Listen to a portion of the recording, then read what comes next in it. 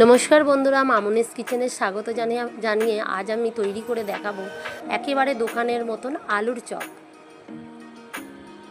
প্রথমে আমি কড়া বসিয়ে দিয়েছি। কড়াতে আমি অল্প সরষের তেল দিয়ে আর পেঁয়াজ কুচিয়ে রেখে দিয়েছিলাম, সেই পেঁয়াজ কুচোনাটা দিয়ে দিলাম। তারপরে দিয়ে দিলাম গোটা গরম মশলা। ওটাকে দিয়ে ভালো করে একটু নেড়ে চেড়ে নিতে হবে। তারপরে দিয়ে দিলাম আদা আর রসুন থেতো করা, বাটা মশলা চলবে না, সব থেতো করা দিতে হবে। দিয়ে ভালো করে একটু নেড়ে নিতে হবে। নাড়াচাড়া হয়ে গেছে। এবারে দিয়ে দিলাম কাঁচা লঙ্কাও থেতো করা। এতে আমি শুকনো লঙ্কা কোনো ব্যবহার করছি না, তোমরা চাইলে শুকনো লঙ্কাও ব্যবহার করতে পারো। কাঁচা লঙ্কাটাকেও একটু ভালো করে নেড়ে নিতে হবে। তারপরে দিয়ে দিলাম অল্প একটু হলুদটাকেও একটু নেড়ে নিলাম। এবার আগে থাকতে আমি আলু সেদ্ধ করে রেখে দিয়েছিলাম, হাত দিয়ে ভেঙে ভেঙে সেই আলু সেদ্ধটা দিয়ে ভালো করে কড়াতে নেড়ে চেড়ে কষে নিতে হবে।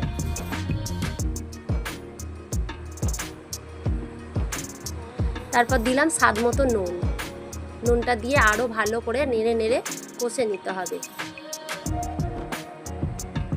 লাস্টে একটু দিয়ে দিলাম ধনে গুঁড়ো, ওটাকেও দিয়ে ভালো করে নেড়ে নিলাম। আর কিছু মশলা দিতে লাগবে না, পারফেক্ট পুরো একদম চপের মশলা রেডি হয়ে গেছে, চপের পুর যাকে বলে। এবার আমি একটা থালা নিয়ে নিয়েছি, থালায় আমি ঢেলে রাখলাম। এবার এদিকে কড়া বসিয়ে দিয়ে কড়াতে আমি তেল দিয়ে দিলাম। তোমরা চাইলে সরষের তেলেও ভাজতে পারো, আমি সাদা তেল দিয়েছি। তারপরে দিয়ে দিলাম 1 বাটি বেসন, স্বাদ মতো নুন দিয়ে দিলাম, অল্প একটু হলুদ দিয়ে ভালো করে জল দিয়ে গুলে নিতে হবে বেসনটাকে।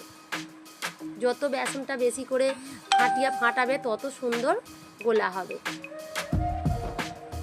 আর সুন্দর হবে। এইভাবে ভালো করে গুলে নিতে হবে।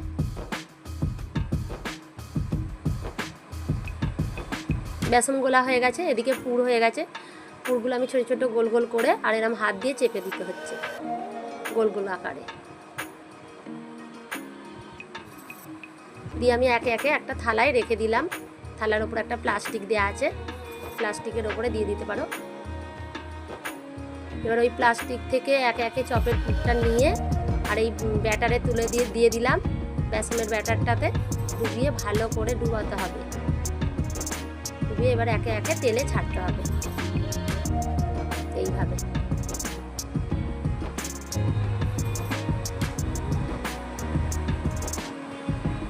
একে একে তেলে ছাড়া হয়ে গেল।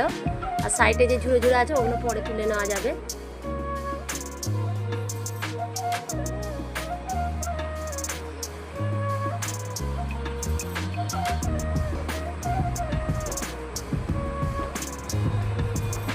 এটা বর্ষায় খুবই ভালো লাগবে গরম গরম মুড়ির সাথে। এবার চপ ভাজা হয়ে গেল, আমি একটা থালায় তুলে নিলাম। আরও কিছু আছে আমি ভেজে নেব।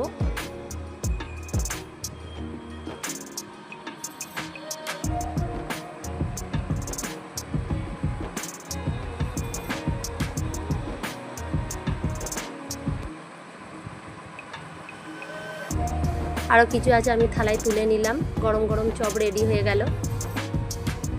বন্ধুরা, তোমাদের এই আলুর চপ রেসিপি কেমন হয়েছে আমাকে কমেন্ট করে জানাবে। আর যদি ভালো লেগে থাকে তাহলে একটা লাইক আর অবশ্যই একটা সাবস্ক্রাইব করে দিও। Bye bye.